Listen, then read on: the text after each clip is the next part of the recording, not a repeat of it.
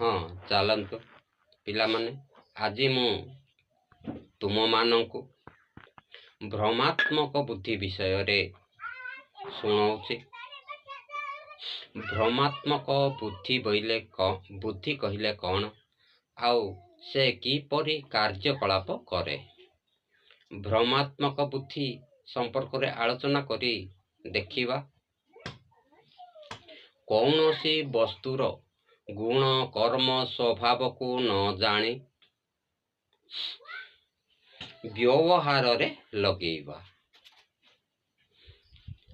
गोटे जड़ वस्तु को चेतन व्यवहार करिबा आउ चेतन को जड़ वस्तु व्यवहार करिबा। अंधार राति रे दौड़ी को गोटे साप बोली मने करिबा आउ साप को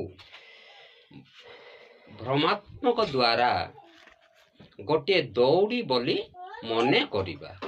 ए हेउची भ्रमात्मक बुद्धि